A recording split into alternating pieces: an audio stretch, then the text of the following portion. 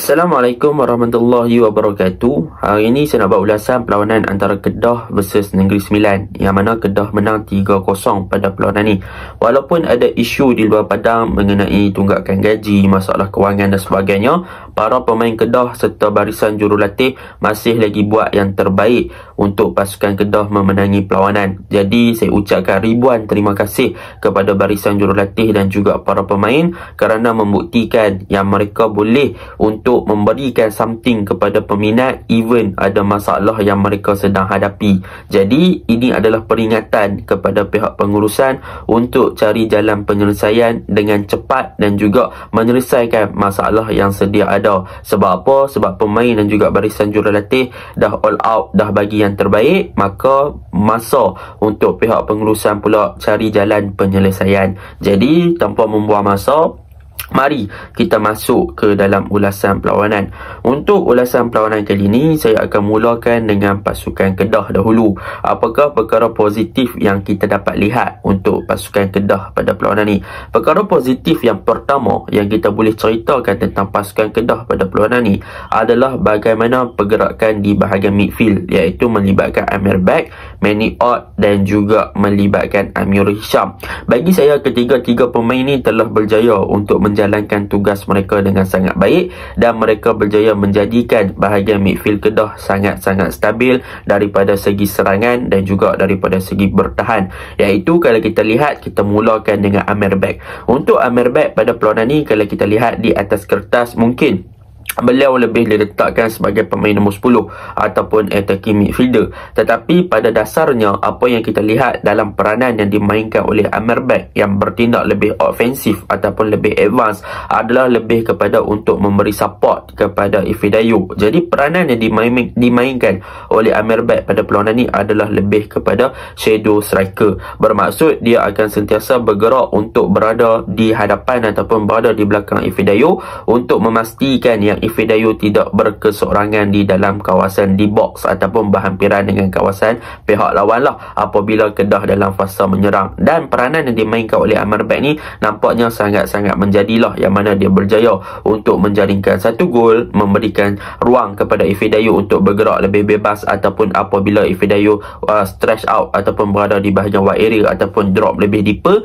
maka Amir Bek akan gantikan tempat Ifedayo untuk bertindak as a shadow striker. Dan dalam masa yang sama, kita boleh tengok kualiti daripada Amir Bek ni, dia punya orang kata apa, dia punya timing dan dia juga punya positioning in term of dia punya reaction terhadap bola-bola yang dihantar kepada beliau adalah sangat-sangat bagus. Jadi kita boleh nampak pada perlawanan ni Amir Bek berjaya menjalankan tugas dengan sangat baik apabila diletakkan bergandingan dengan Ifedayo as a backup striker, dan hasilnya dia berjaya untuk menjaringkan satu gol. Jadi itu peranan yang dimainkan oleh Amir Bek pada perlawanan ni. Manakala untuk Manny Ott pada perlawanan ni, sebenarnya kita boleh puji apabila beliau diletakkan sebagai pemain number 8. Tetapi apa yang menariknya tentang Manny Ott, yang mana boleh saya katakan saya dah tak nampak corak permainan dia ni yang terbaik selepas kali terakhir dia main lawan JDT hari tu. Tetapi untuk game ni boleh saya katakan daripada segi work rate in term of defensive duty, dia berjaya jalankan tugas dengan sangat baik, yang mana dia berjaya untuk turun dan buat track back dan sebagainya.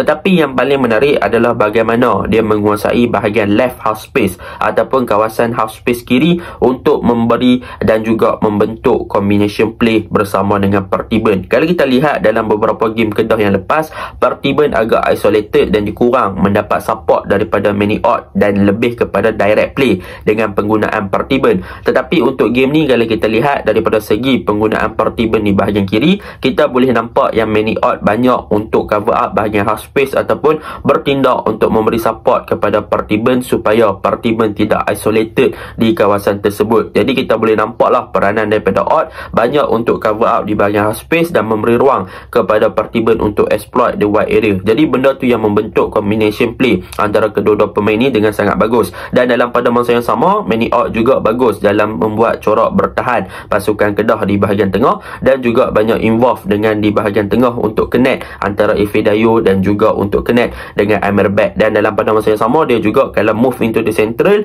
dia ada ruang, dia akan boleh melakukan percubaan jarak jauh, dan hasilnya dia berjaya menjaringkan satu gol untuk gol pertama pasukan Kedah. Jadi benda ni yang kita nak daripada Maniok, daripada dia punya work rate, daripada dia punya cover up area, daripada dia punya supporting play, creativity, kan, yang benda-benda yang membolehkan dia untuk membentuk combination play dan jadi player yang lebih baik di bahagian tengah. So benda tu dah positif lah untuk Amrabat dan juga Ott. Dan yang pemain yang ketiga adalah Amirul Hisham. Untuk season ni, boleh saya katakan pemain yang konsisten untuk pasukan Kedah adalah Amirul Hisham selain daripada Arif Farhan. Untuk Amirul Hisham, bila dia diberi peranan yang dimainkan oleh beliau oleh Nafuzi, bagi saya dia sangat-sangat revive dan dia berjaya untuk buktikan something di atas padang. Yang mana apabila Amirul Hisham bertindak sebagai single pivot untuk game ni, selalunya kalau kita lihat dia lebih digandingkan dengan Moses ATD dan sebagainya lah. Tetapi untuk game ni dia lebih bertindak sebagai single pivot, dan dalam masa bertahan dia akan lebih kepada untuk roaming dekat bahagian bawah lah. Tetapi dalam fasa menyerang, kalau kita lihat Amirul Hisham berjaya untuk progress, untuk naik lebih tinggi di bahagian kanan half space. Sebab apa? Sebab Amirul Hisham akan lebih untuk memberi support kepada Hidalgo. Walaupun kita tahu Hidalgo dia akan sentiasa dapat support daripada Wan Amirul Afiq yang buat overlap di bahagian kanan, tetapi dengan ada tambahan players di bahagian tengah iaitu Amirul Hisham, maka Kedah boleh connect dan juga buat link up serta combination play yang lebih stabil dalam pembentukan dan juga dalam melakukan penetration ke arah bahagian kiri pasukan Negeri Sembilan. Dan benda tu memang efektif. Jadi kita boleh nampak Amirul Hisham ni dia memberikan kestabilan ketika menyerang. Dia banyak untuk naik lebih tinggi untuk cover up bahagian half space, dan juga ketika bertahan dia akan drop lebih deeper untuk membantu bahagian tengah dalam masa bertahan. Cumanya dalam posisi apabila Amirul Hisham naik untuk membantu di kawasan kanan half space,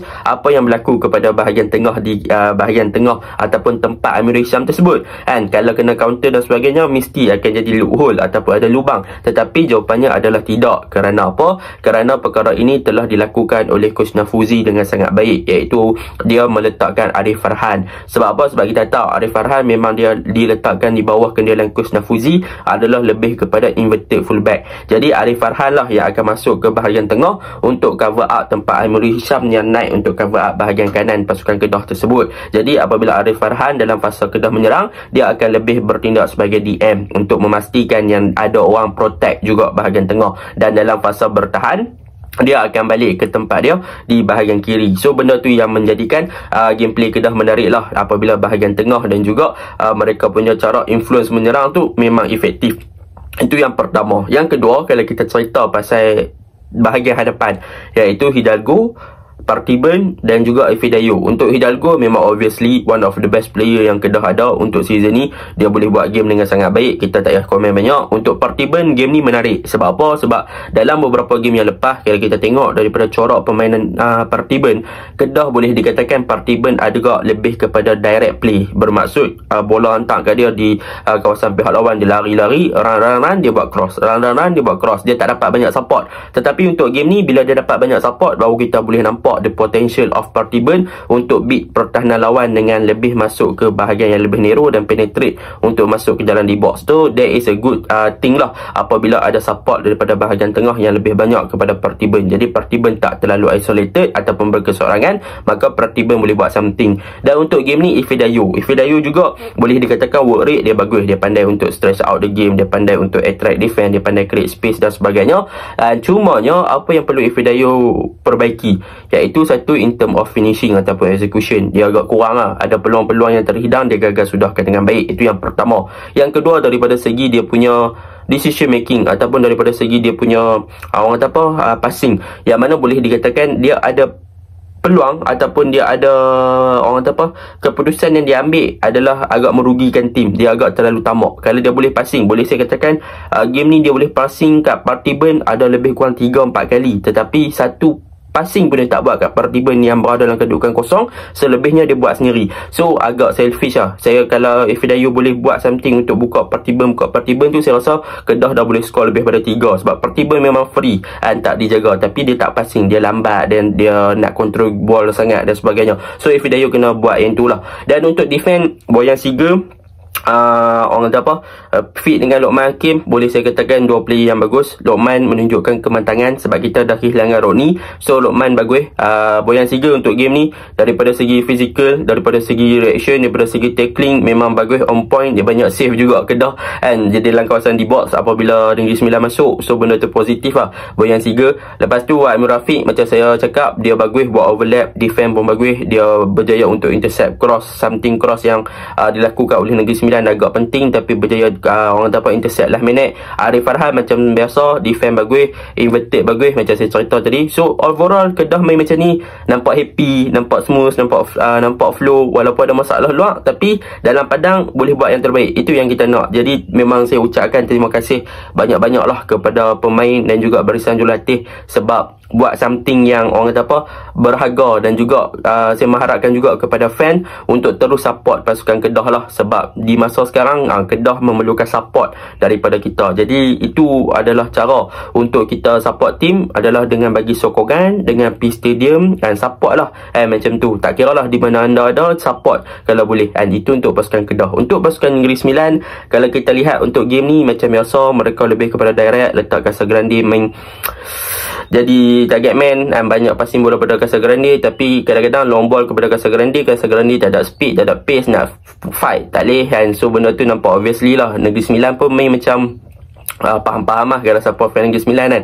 So dalam game ni Zamri Pin ni kot yang main bagus ya. Yang main memang turun naik kan. So positif lah untuk orang kata apa, Negeri Sembilan. Untuk hand down pun dia pace untuk beat 1-1 pun dah tak boleh dah. Nampak macam kurang lah. Tak pasti sebab apa. So bahagian tengah memang tak apa hidup, bahagian defend agak kurang. So benda tu yang kita perlu faham lah. Jadi saya mengharapkan kalau Negeri Sembilan ada masalah, kalau boleh untuk bagi pengetahuan kat fan, sepatutnya mereka jelaskan lah, buat macam Kedah buat, barulah profesional dan fan akan faham lah kalau ada masalah yang sebenar. Jadi itu je lah ulasan saya. Assalamualaikum.